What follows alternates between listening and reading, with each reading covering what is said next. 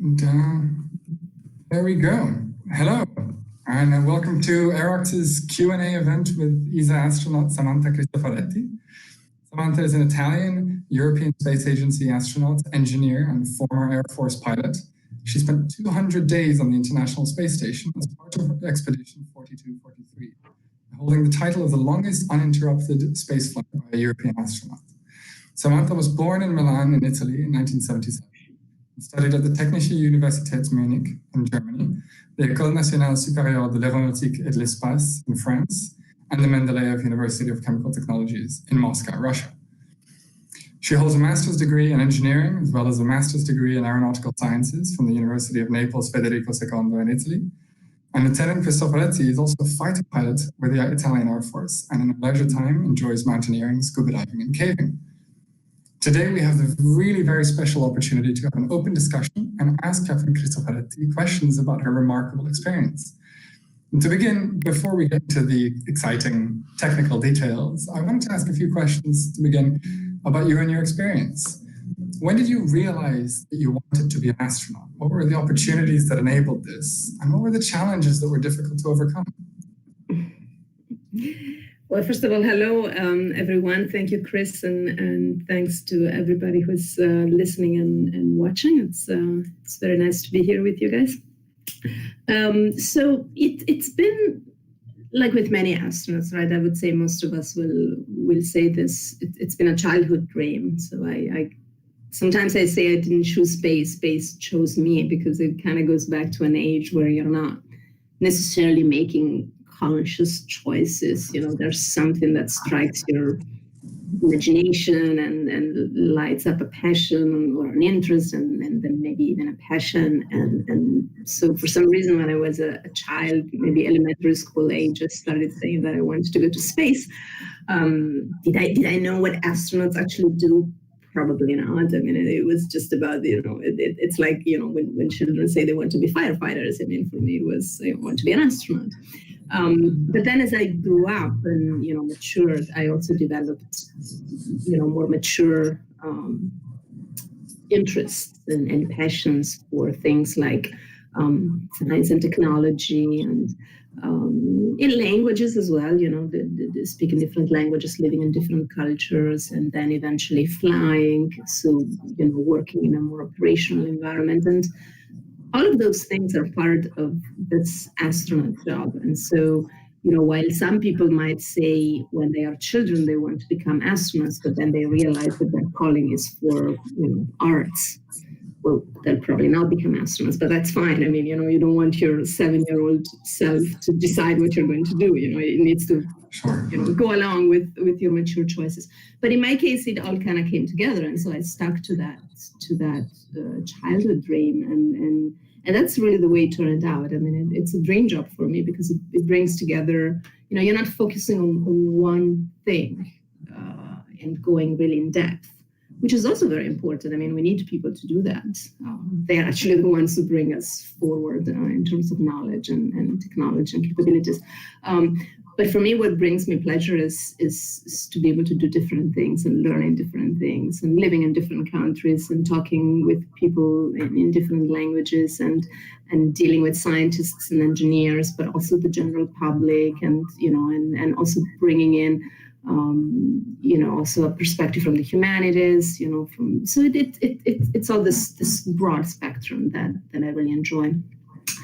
And in terms of opportunities, well, you need to be really lucky. I mean, that there's no force in there, and I always tell people, you need both things, right? You need hard work and you need luck. And there's only one of those things that you can control.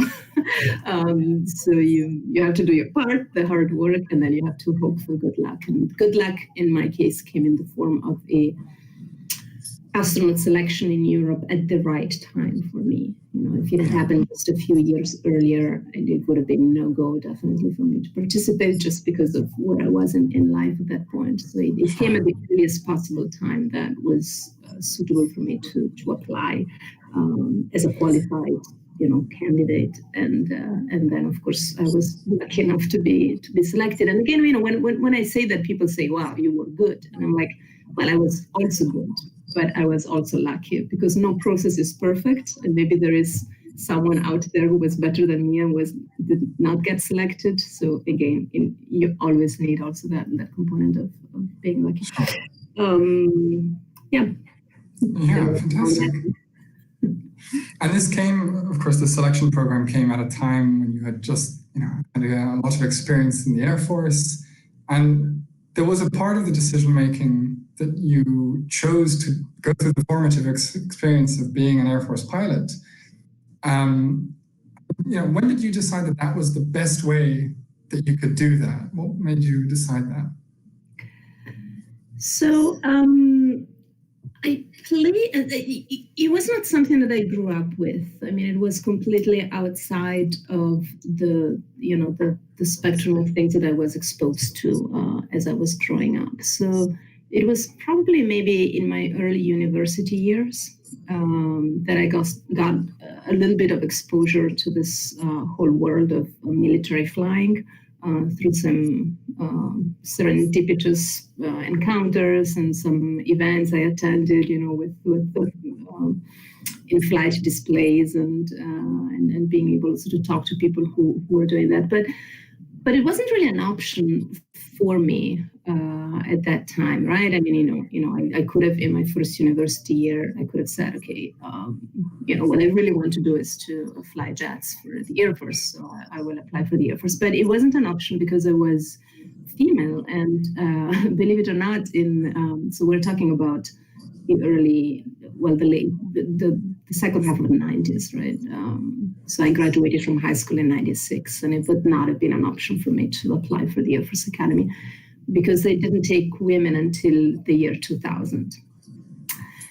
And then, funny enough, I kind of kept following that whole issue because it wasn't the news sometimes. There was a big grassroots movement of women and girls who wanted to serve in the military. And so it wasn't the news about this thing that was going to come. But then eventually I turned 22. That was in 99.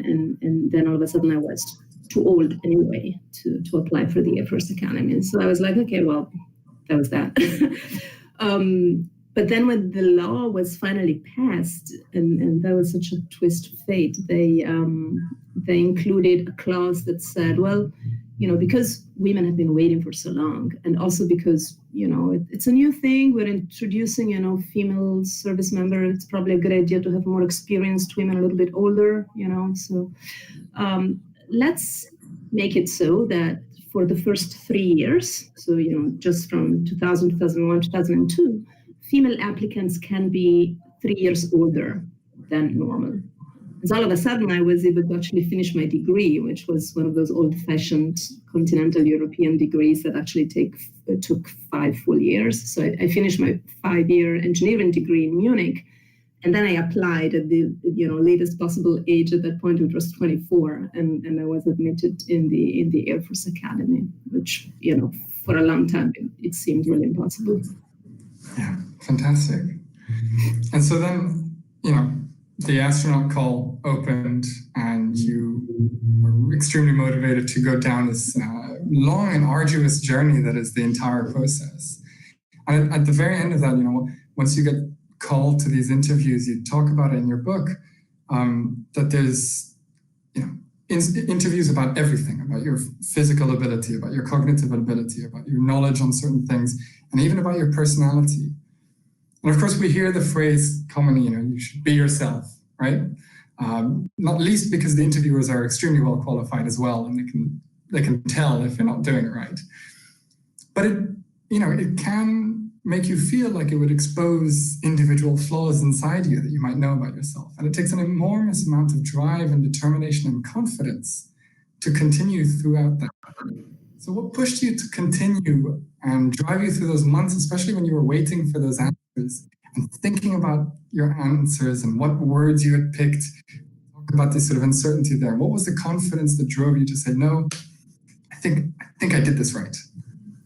Well, I didn't. I didn't think I did it right. I mean, many times, especially on some of those interviews, as you mentioned, I had those situations in which after a step of the selection, it would take maybe a couple of months to actually get the result. Did you pass or not? And I would literally, play that interview in my mind over and over, thinking, oh, I should have said that, or that was such a bad answer, or, that guy that interviewed, he told me that or looked at me that way, so obviously he didn't like me, or it was tough. It was tough, especially because it was anyway a very hard time in my life. I was finishing up my training as a combat pilot with this last bit, which is when fighter pilot training is very long. There's very many steps, and it takes several years. And the last bit is like when you actually train to fly a combat aircraft, as opposed to being in a trainer. And it's a very demanding course. I mean, we regularly have people who don't pass it. Even if it's quite late in the game, but still, you still have to demonstrate that you can do it. And so I was very much under pressure on that front. And on top of that, I had the astronaut selection. So it was definitely the most challenging year in my life, I would say. And that psychological pressure was huge. But what are you going to do? I mean, I was certainly not going to say, okay, I'll just, the worst thing that can happen is that when you get the answer, it's going to be a no. Thank you, but no thank you. So, you can only wait and try to stay focused on your daily work. Yeah, sure. It's really inspiring. So just to our viewers out there, we're going to be taking questions from the live chat as they come. So please do feel free to submit one. And one of them actually is kind of based on what we're talking about. Colin Wilson asks, how did you find the experience of working in the civil space, science-based ESA human spaceflight program in comparison to the time when you were in the military side of aerospace? It's certainly, I mean, it's been a while now, so I never got this question. It's an interesting question, so I have to think a little bit. I don't think I had a hard time adjusting or anything like that, but it definitely took some changing of some of my ways. I mean, in the military, and I don't know if it's the same in the UK, it might just be my experience in Italy, so I don't want to generalize, but there's a very direct way of talking to each other. There's no sugarcoating things. It's what at ESA, but I would think in most civilian organizations, I think there is more of an expectation of a certain politeness, of a certain more attention to somebody else's feelings and reactions and all of that. That's considered being a good employee, a good team member, and I think in the military there's more focus on efficiency and getting things done, and in any case it's a very hierarchical organization. So I definitely had to change a little bit the way of engaging with people. I mean, even if you're asking a colleague something that it's their job to do, in the military, you just expect them to do it, or you demand it, or you issue an order if it's somebody that reports to you. But certainly, I would think in a civilian organization, you're expected to be a lot more polite and engaging, and so. I guess that's and then the fact that, again, the military is very hierarchical, so that there's very rigid ways of interacting with other people in the organization. There's a very rigid chain of command and so on. I think in civilian organizations that might also be true in some cases, but it's all more subtle. And I think communication horizontally is sometimes also encouraged, just to get things to work quicker. So I think those are the main differences. Yeah, fantastic. And specifically on horizontal communication, I mean, there's so much of a discussion of this feeling of camaraderie, especially between astronauts, with this whole notion of the international astronaut community. And in particular, your cohort, which you sort of affectionately call the shenanigans in your book, did this horizontal communication, as you say, or a strong sense of community surprise you when you arrived in any way? How did this cohesion affect your training? So yeah, that's a little bit of a different story. What I was referring to earlier is just towards ESA, the European Space Agency, as a broader organization, right? I mean, there's only a very small group of us who are astronauts, and then there's thousands of people at ESA who are not, and so they have different types of jobs. When you are also an astronaut, then of course you are also embedded in that astronaut community, and then of course in that sense that's a little bit more similar to the military in the sense that there is that strong team spirit, that camaraderie. We are also, as astronauts, expected to work, to operate, or to be operators. We're not expected to be like great scientists or great engineers. We have other people within ESA who are the scientists and the engineers, but we need to be able to carry out a space mission. So we are really operators. We need to carry out tasks that somebody else has decided for us as close to perfection as possible, making as little mistakes as possible, because mistakes are costly, either in terms of danger or in terms of damage or in terms of not accomplishing the goals of the mission. So that's really our job. And that's kind of similar to a military environment, right? You're very much an operator as well, especially if you look at the flying portion of it. You're expected to carry out a mission, you're expected to possibly not make any mistakes or no mistakes of great consequence, although, people do, and I did, and everybody does, but the expectation is to carry out procedures as close as possible to perfection.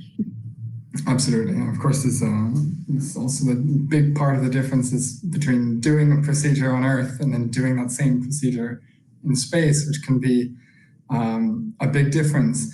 What were the differences in that respect in terms of following procedures and following orders when you transitioned after training them hundreds, thousands of times on Earth, and then did the same thing where, as you say, there's no up or down, and there's nothing holding you to the ground? Well, it depends. I think you have to distinguish two categories, I would say. I mean, there's some things that are more critical operations that we train for a lot. That's like 90% of our training, and that's dealing with launch, docking, undocking, re-entry through the atmosphere, landing, but also doing spacewalks, flying the robotic arm or operating the robotic arm, dealing with emergencies. That's what we train like 95% of the time.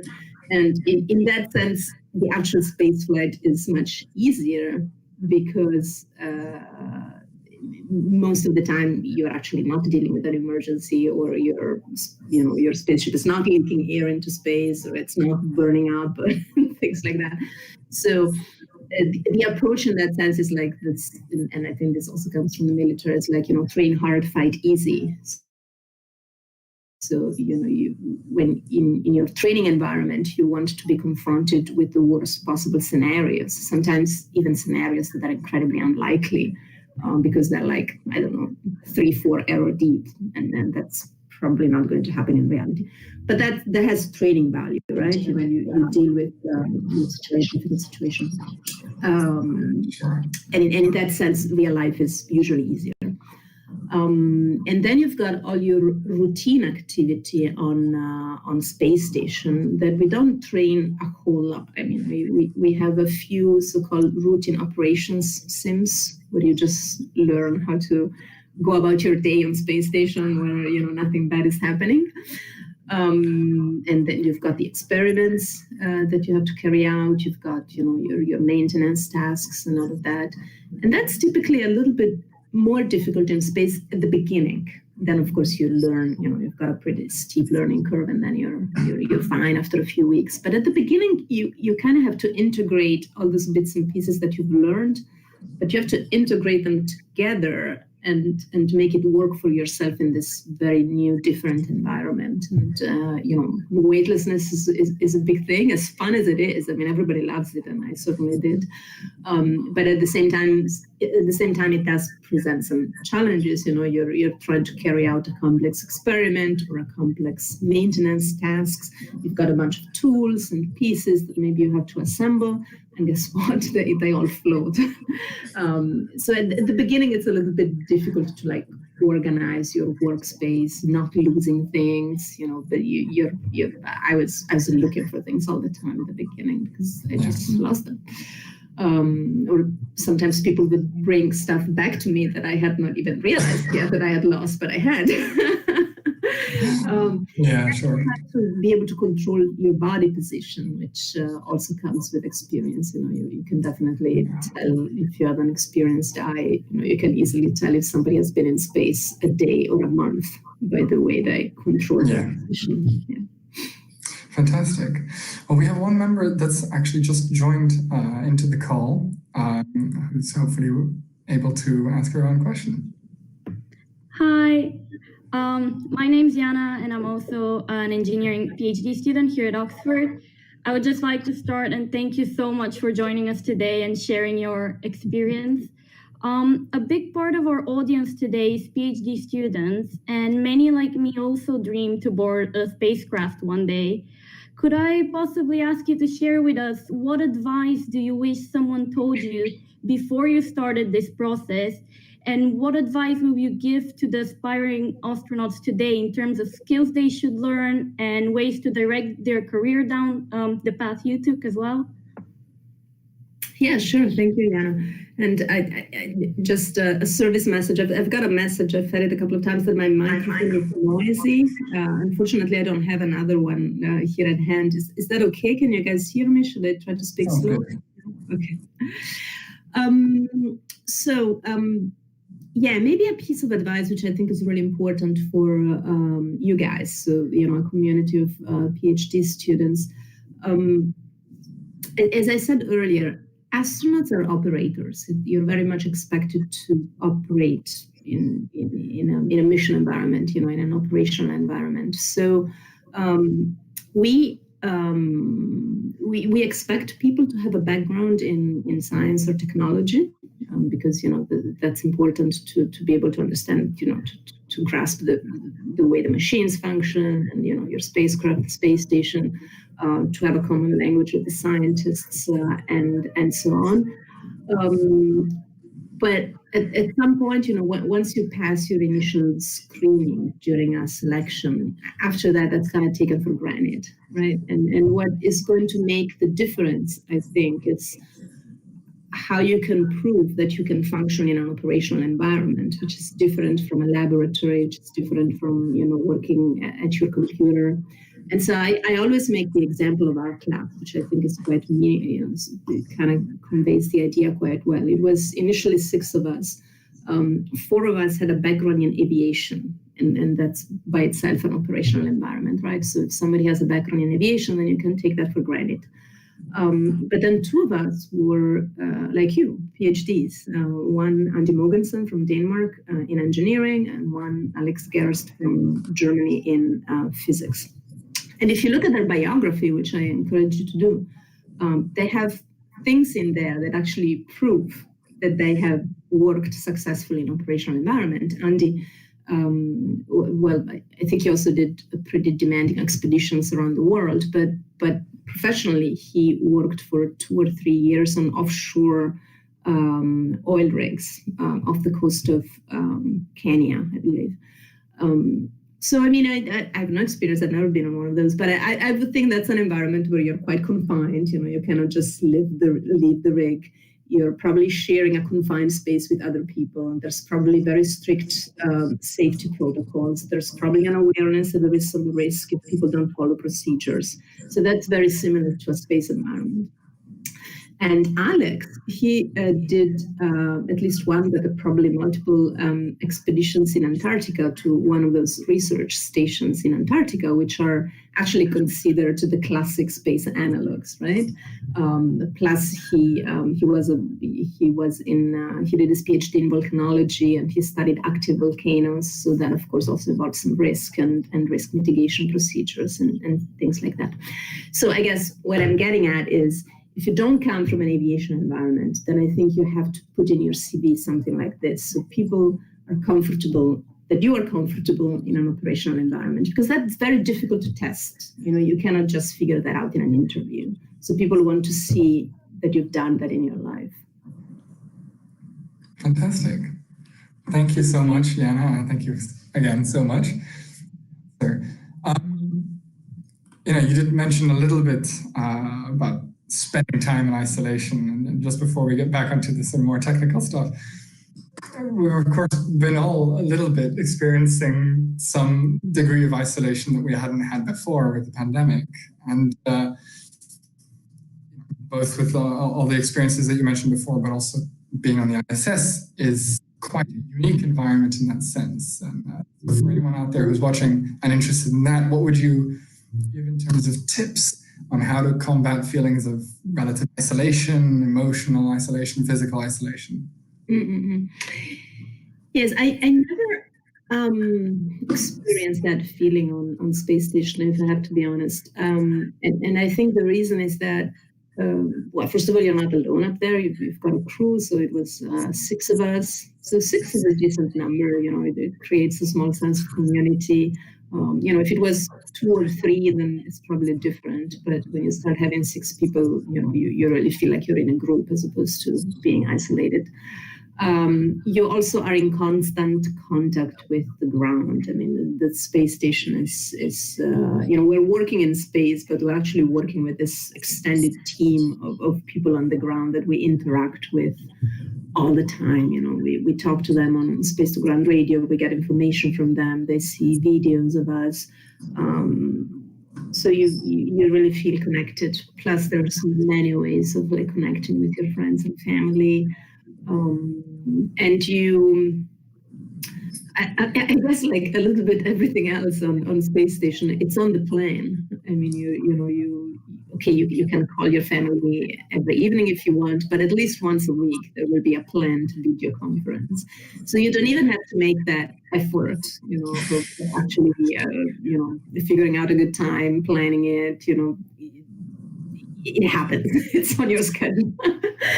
So in a way. And I guess that's a nice way of doing it. I mean, it just automatically somebody's taking care of making sure that you don't feel disconnected or isolated from your family. So I think the biggest challenge or the biggest parallel that I see with some of the challenges people have faced during COVID is more like, the having to live with other people for a long time in a relatively small environment. And again, space station is pretty big, so we were pretty spoiled there. I was quite worried, and still am partially, but especially during the very strict lockdowns back in spring, where people were not even allowed to, in some countries at least, were not even allowed to leave their houses, their homes. And I'm thinking, okay, I'm fine. We have a pretty big apartment. We can find ways of respect each other's things, but not everybody does. I mean, there's people with numerous families, children, living in very cramped quarters, and that is so tough. I think, especially for, and maybe it's even more difficult for families because you've got all that emotional baggage that of course you love each other more than we did on space station. But at the same time, it's an environment where there's probably also emotional baggage that it just comes with the idea of family. I mean, I was very worried, and it doesn't surprise me that there were reports about domestic violence and stuff like that. It really does not surprise me. Some of the tips that we try to give to people is like, try, even if you have a small environment, to create some private space for yourself. If it's really a small flat, then maybe you can rotate. This is my private space for today, and it becomes yours tomorrow, or something fun. A way of disengaging and be alone. I think for a little bit of time, at least for most people, I think is very helpful. And then, of course, there is all that idea of giving each other feedback on a regular basis about, this thing that you do really bothers me, and you're not going to say it that way. You're going to, say good things first, and then. Sure. But again, being open about those little things, and often it's really little things that maybe bother you, and for the other person, it's not a big deal to change those. And I think that's really helpful. Fantastic. Well, thank you for sharing that. Going back to the training that you were experiencing, that rigorous thing, we talk a lot about personality types, and one of the things that struck me is this particular mission which you did with both Butch and Terry, where you realized a description that they had both equally good but very different leadership styles. And so the question I wanted to ask you was, what does leadership mean to you in that context, and what do you think makes a good leader? That's a tough one. I mean, I think the most important thing, whatever your leadership style is, and again, there's many different ones, and they're all fine, but I would say the most important thing is the ability to earn the trust of the people that you are leading, which means that people, and it was absolutely the case with both of them, with both the commanders, that they don't have a hidden agenda, that they care about the mission, but they also care about you as a team member. They respect your opinion. And again, some types of leaders, they will be more interesting in other team members' opinions, and some will maybe offer a solution spontaneously. But if you do come up with either an objection or another suggestion, they listen. And so that's fine, whether they ask you in the first place or they're receptive when when you're saying something. It doesn't matter. It's just a different style. But I think in both cases, they were very, very respectful and interested in other team members' opinion and inputs and feedback. So I think that's really, really important. I mean, you need to be able to trust your leader. I mean, that's the most important thing. If team members start to have a doubt about not being able to trust them, not sure that they're really honest, I think that all falls apart. So, and again, in our case, I had absolutely no doubt that I could trust both of them. Yeah, fantastic. We have another question about training from Siobhan, which was, did you ever feel a moment where you felt a lot of fear during the training? Fear during the training, like you mean fear of getting hurt, or? I suppose it could have been fear from physical safety. It could have been fear of I think the greatest result. Right. Yeah, the greatest fear for astronauts is usually to mess things up, or not being able to live up to the expectations, or not fulfill the training in the way it's supposed to. So in that sense, so I never feared for my safety or my life or anything like that. But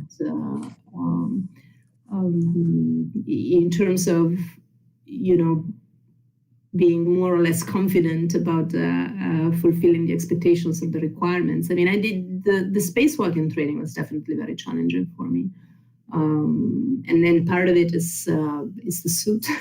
The spacewalking suit was never. It's a very old design. Well, I think it goes back to the 80s, but hasn't changed a whole lot from the one that was used before for the Apollo missions. And that's because it's a hugely expensive piece of hardware, and so it's there, it works, and so it has been in service for decades now. And I think when they built it, they didn't quite have in mind that small people like me would use the suit. So there's basically no small size. so I've got this picture that I love of myself and my colleague Luca Parmitano, who is also an Italian astronaut, and we're basically, the picture is taken from behind. We're walking side by side, and you can really see the difference in the shoulder width between me and him. We are using the same size suit.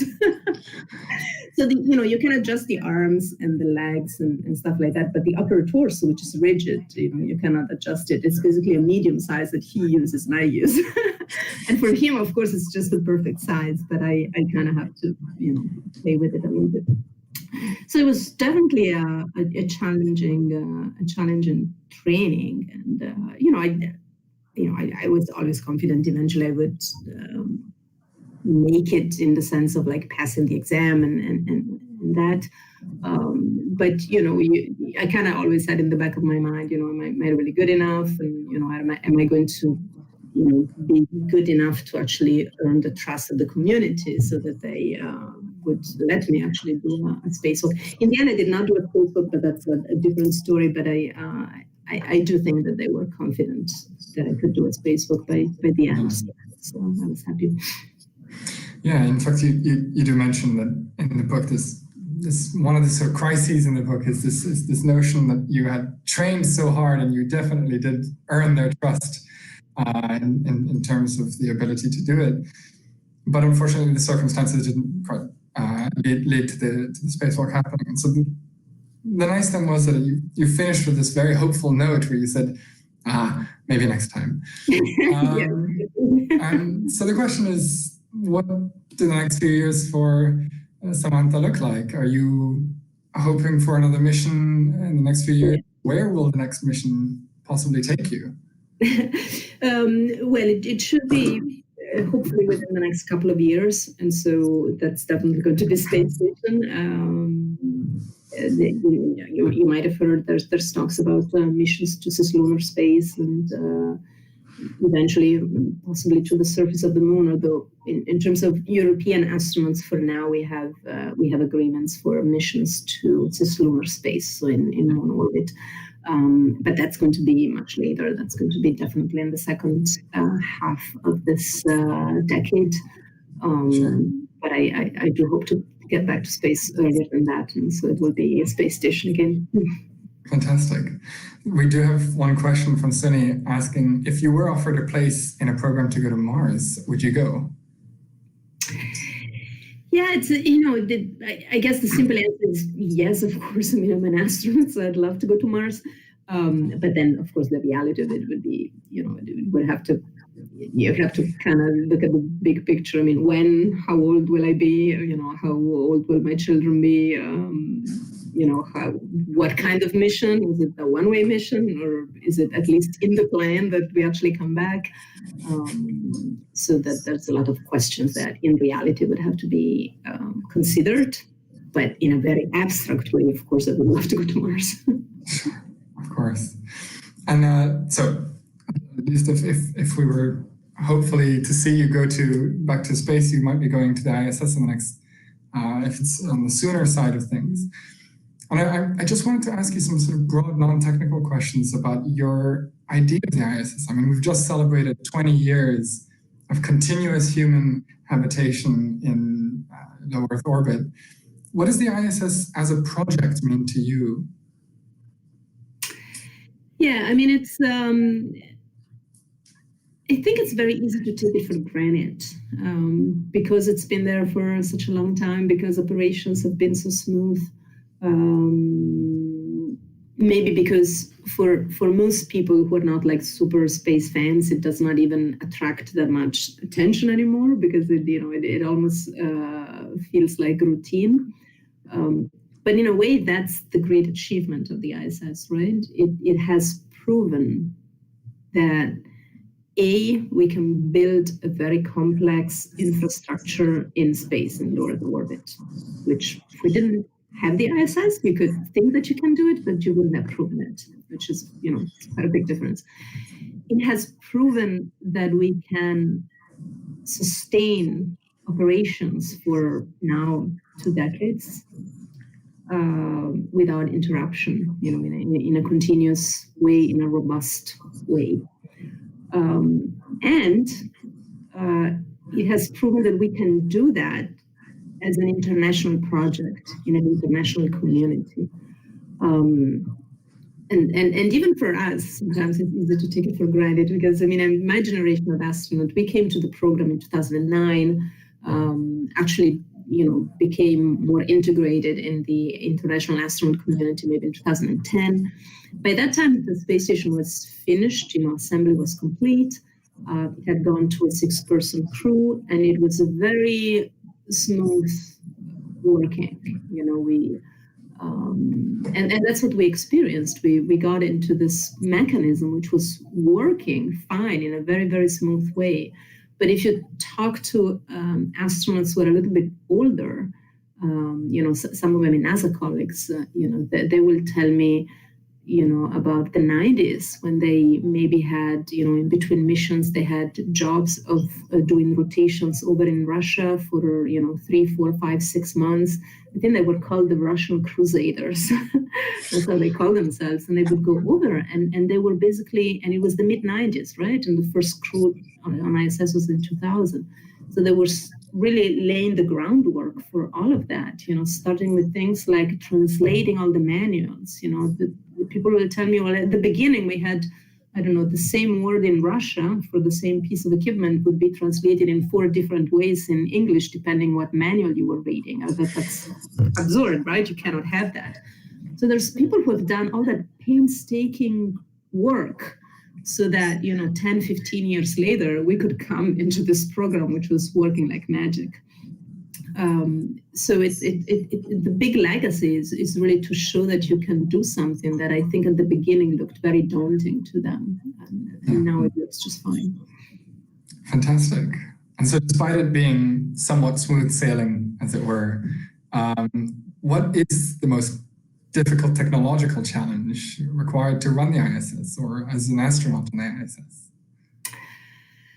The most difficult technological challenge. That's an interesting question. I'm not even sure that I'm qualified to answer it because we actually don't run the spaceship. I mean, the ISS is actually controlled by the flight controllers. And so the flight director is actually the person who is in charge of managing the ISS. We become the people in charge if there's an emergency, and then we are supposed to take care of our own safety.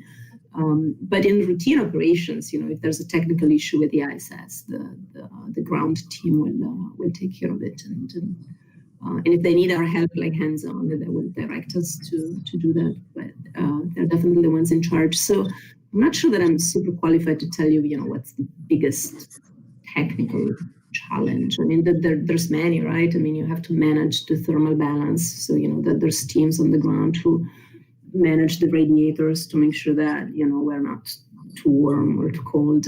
You have to manage the vehicle traffic, and there's a lot of constraints about that go from, the beta angle, how your orbit is oriented compared to the ecliptic to, whatever else is going on space station, the power supply, the docking ports, how they're occupied. So all of that needs to be managed. You have to manage the environment on board. So the life support system has to be managed in a continuous way. For example, to keep the CO2 level to an acceptable level, to an acceptable value, which has historically been an issue, by the way. You have to manage the water. We've got a regenerative system, but it doesn't just work by itself. Well, maybe the next generation will, but right now it does take a lot of human input, again, from controllers on the ground to keep that water balance. And again, for us astronauts, we are just at the receiving end of instructions when it comes to that. They will figure that out and they will tell us, hey, you need to transfer that container of urine into the recycle tank, for example. That would be what we see. But there's a lot of smart people on the ground who will do hard work to make sure that that's taken care of. Sure. Yeah. And so, presumably there's so much technological development that is happening, concurrently on Earth, that then brought up to make things work better. We have one question that Zarina asks: what technology that you used in your daily life in space do you think we should have on Earth as well? And what technology do you wish you would have in space that you had on Earth?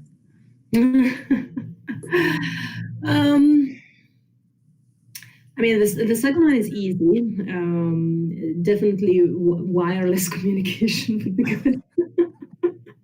Because, I mean, believe it or not, on ISS right now, we have this audio terminals with these microphones that are actually wired to the audio terminals. So if you see pictures of the inside of the ISS, you will see people holding that. It's a blue box, which is the mic. And then there's like several meters of this cable, which is cord, which is like coiling all over the place, because of course you need to be able to move around and take it also to a far location with you. But wireless would definitely be the way to go. The next facility that will be built in space, which is the Gateway, which will fly around the moon, will be more modern in that sense. It will be because I mean there's a lot of consumer products that we take for granted on the ground nowadays, you know, like tablets and mobile phones and those things. They don't, I mean, we've started to use some of that on ISS, but its design does not foresee that because, I mean, it's hardware that was designed in the 90s, right? And you guys listening right now, you're probably all very young, but you know, there was a time when there was no iPhone. Not that long ago. And so the space station is a child of that age. Sure. And in fact, I mean, you know, you need only look at the pictures of, let's say, everything from the Soyuz spacecraft to the space shuttle to the Dragon capsule, the command window that you see, the number of buttons decreasing and more of it being taken up by touch screens. Yeah. We do have a funny question from Francesca, who asks, you know, we just saw Crew 1 being launched on Tim Peake, might be in Crew 2. What number would you like as much as 42 for your new mission if you were to fly up on the Dragon? Definitely not Crew 42. I will take Crew 4.2 or something like that. I don't know, you know, Crew 4, second crew member. Yeah, but actually on Crew 2, we have Tomapisky. That's already announced. That's public knowledge. Fantastic. So, of course, you know, that is one thing that we did want to speak about a little bit as well. One of the big changes that we've seen in the space industry in general has been this increasing commercialization, private industry doing activities that we certainly didn't expect 20 years ago. How do you think that privatization is going to change the dynamic in terms of, are we going to see space tourism? How is that going to affect the role of an astronaut in the future? Yes, I think we will see space tourism, but not only that, I think we will see certainly an enlargement of the space flyers population. You know, there will be, because this basically the idea of this commercial vehicles, as they're called, is that they remain property, like, you know, intellectual property of the company who built them, and so they're free to, you know, build more and offer them on the market.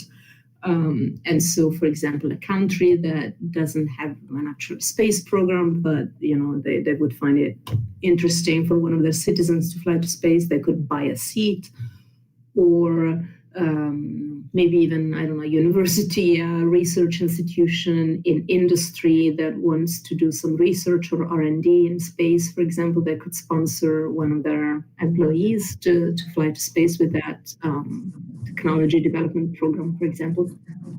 So I think you will see, I don't want to say a lot of that, because I don't know what people understand with a lot. I mean, we're not talking about hundreds or anything like that, but you will definitely see some of that in the years to come.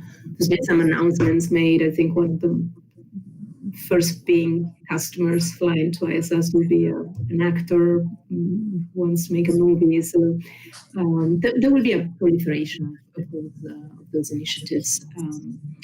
And I think the difference to professional astronauts, it will be a little bit like, being on an airplane as a passenger as opposed to a crew member.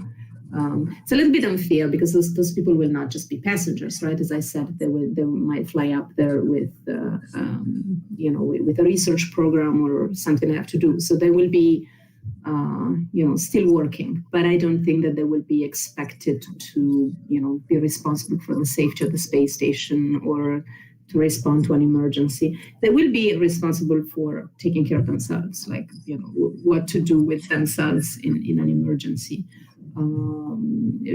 And about habitability functions, they will be trained and expected to know how to use the toilet, how to use the radio, and all of those things on top of their specific work that they flew up there to do. But then I think you will still have like professional astronauts as crew members who have a little bit of a broader training and can really keep the responsibility of the mission as a whole and the space vehicle as a whole in an emergency. Fantastic. And of course, there's an enormous amount of companies and buzz about who's doing it best and the personalities that are involved and so on and so forth and so on and so forth. If I could ask you just a quick answer, who do you think is doing it best? Who's managing the best company in terms of crew?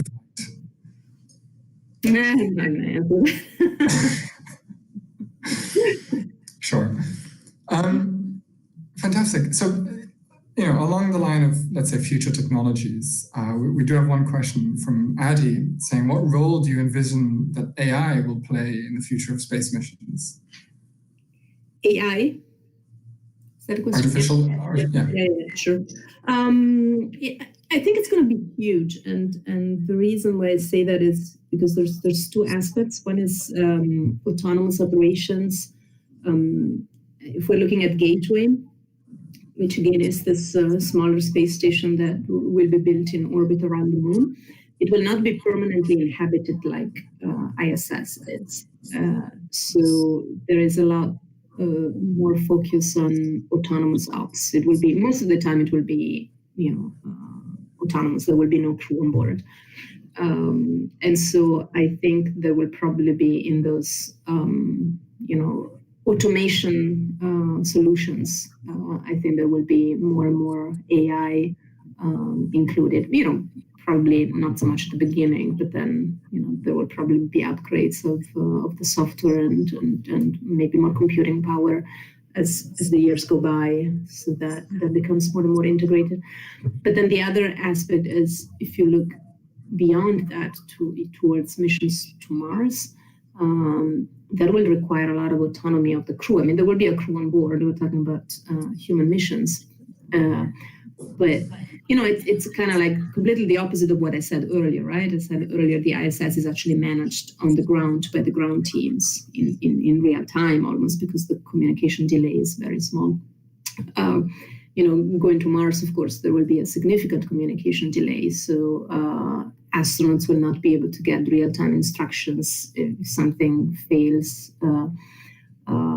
Controllers will not be able to send real-time commands or get real-time telemetry. So there will need to be a lot more onboard autonomy. And, crew members, they're not going to be that many, maybe 3, 4, 5, 6, I don't know. Let's say 4 people. They cannot know everything. It's just too much, right? So I think that they will have to rely on some kind of artificial intelligence to help them out, troubleshoot problems, find way of fixing issues with the hardware without constant communication with, the specialists on the ground. On the ground, there's an army of specialists. Each one of them knows, everything about that one thing, but you don't have that luxury on board of the spacecraft. Fantastic. Thank you. So another sort of broad question as we're slowly running out of time. Some say that we need to go to space. It's necessary to grow out and expand beyond the confines of the Earth. And others have maybe pointed out that we're seeing an increasing amount of activity that's pointing the light towards the Earth with more Earth observation satellites and the benefits that we're getting in that sense. So what's your biggest hope in the benefit of space exploration? So When it comes to space as a whole, right, so including all the satellites and satellite constellations and all the services that they provide, I mean, it's obvious that those things provide services that are not only good for us on Earth, but by now they have become absolutely essential. I mean, you cannot just shut down the navigation systems rather than GPS or Galileo. It would be a disaster. Or telecommunication satellites, or also, of course, Earth observation satellites, especially in the light of climate change. I think they're realizing that they're quite essential as well. So, I'm not going to try to make the argument that human space exploration is as useful as that. I mean, they definitely win on the pragmatic side. But I think that there is an ideal aspect of space exploration, which is about, exploring also a little bit for the sake of exploring. And you can make strong arguments about science, right? The scientific returns of going to the moon and going to Mars. But then somebody might tell you, okay, you could, science is very broad and you could decide to put your resources somewhere else where you think is more useful than, for example, Martian geology. And I understand that. I mean, that's a good objection unless you're a Martian geologist, of course. So I don't necessarily make that argument that much. I mean, for me, it's really about speaking to that part of the human spirit, which is about big endeavors. And what I especially like about space exploration is that it does require quite some resources and hardware and effort. And so it does kind of force us to work together. It's not something that one single-handedly can do. It's like this collective journey. And we have very few things like that in our human experience nowadays, where we have these big challenges that are just positive. It's about being able to do something. It's like this big adventure, and so a little bit of our effort and the resources in the end, compared to the big scheme of things, is not that much. I think we should devote to that as well. Yeah, fantastic. And just to sort of end on a lighter note, when you in the book, you do mention when you put on the first EVA suit, you mentioned how it felt like the imagination in your childhood when you saw Tetsuya becoming the great Mazinger, or your enjoyment of Star Trek and how it might have influenced you to go into space. We do have a question, which is what's your favorite space-related art form in general? What is what? Sorry. What's your favorite or most influential space-related art form? Well, I mean, me personally, from my personal history, it was definitely Star Trek. I mean, I was a huge Star Trek fan as a teenager and as a young woman. I mean, I still am, but with a little bit more detachment. I mean, back then I was really completely crazy about it. So yeah, I mean, it's strange, right, to think that a TV show might have really influenced you to the point of showing you your life path. I don't know. I mean, it's hard to say. You cannot run the control experiment and see what would have happened with me without Star Trek. But I do kind of suspect that it did have a big influence. So it's been amazing, right? How pretty random thing can have a huge influence on the life choices of people, especially when they're exposed to it at a young age. So we need to be careful what we, or deliberate at least, as to what we expose our children to. A cautionary tale. Thank you so much for your answers, and I think we're almost running out of time. So thank you as well to everyone in the audience for your fantastic questions. Unfortunately, we couldn't ask all of them. We tried to get through as many as we could. I mentioned a couple times that Samantha has a book out, and it's just come out. I really had an incredible time reading this. Which is Thank you for reading it. The Diary of an Apprentice Astronaut, which is coming out, and all of the book royalties are going to UNICEF as well, which I thought was thanks for mentioning that. So Samantha, thank you so much for your time, and I'll let you just have the closing statement. Yeah, thank you. I mean, it's been a pleasure. It's a very, very, very interesting questions. As I mentioned, some of them I don't think I ever got, which is quite rare for somebody who's been doing this job for a number of years. So thank you for being such a thoughtful audience. I wasn't able to see you except, I believe, Jana. I wish you all the best for your PhD. I understand most of you guys are PhD students, and if some of you hope to become astronauts, then I wish you all the best in that path as well. Samantha, thank you.